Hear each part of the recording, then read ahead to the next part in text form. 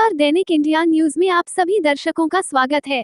केवटी प्रखंड की दोमे धेरीचक गांव में दिव्य ज्योति जागृति संस्थान के तत्वावधान में चल रहे 7 दिवसीय संगीतमय श्रीमद् भागवत कथा ज्ञान यज्ञ के चौथे दिन गुरुवार को भागवतचार्या विदुषी साध्वी स्वाति भारती ने भागीरथ प्रसंग व श्री कृष्ण जन्म आदि प्रसंग पर बड़े भावपूर्ण रूप से चर्चा की। श्लोकों को पढ़ लेना,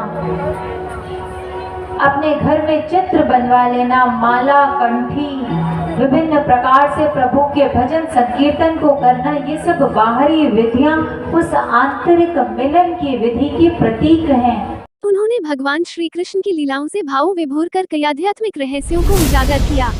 साथ ही विभिन्न सामाजिक समस्याओं की ओर ध्यान आकृष्ट करते हुए उनसे मुक्ति के लिए श्रोताओं को संकल्पित किया। कहा कि अजामिल द्वारा देखे गए एक दृश्य ने उसके जीवन को कुमार्ग पर बढ़ा दिया। कहा कि एक गलत दृश्य का अगर ऐसा परिणाम हो सकता है तो ऐसे समाज का क्या होगा जहां हर पल युवाओं व भावी पीढ़ी के आगे अनेकों वासनात्मक दृश्य प्रस्तुत किए जा रहे हैं।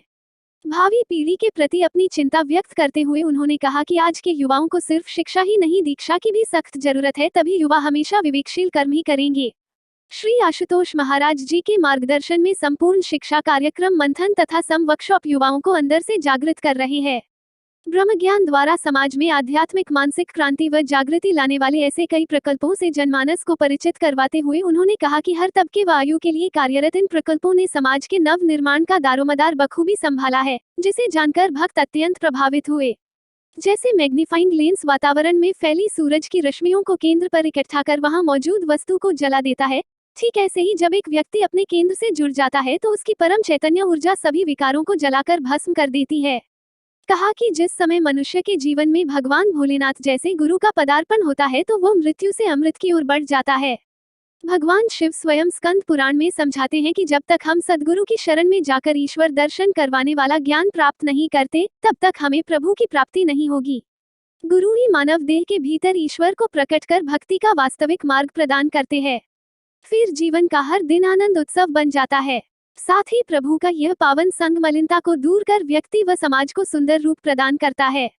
कथा प्रसंगों के माध्यम से जहां प्रभु की प्रभुता का सरस वाचन किया गया तो वहीं व्यक्ति और समाज की परेशानियों का हल भी सुझाया गया। कथा के दौरान श्री आशुतोष महाराज की अनुकंपा से कई श्रोताओं ने प्रभु दर्शन का दिव्य आनंद भी पाया।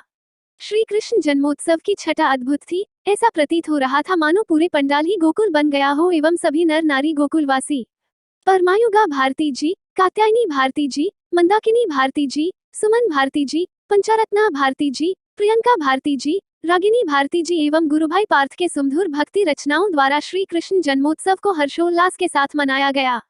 अब हमें दीजिए इजाजत, फिर मिलते हैं अगले खबरों के साथ। चैनल को लाइक शेयर सब्सक्राइब करना ना भूले। धन्यवाद।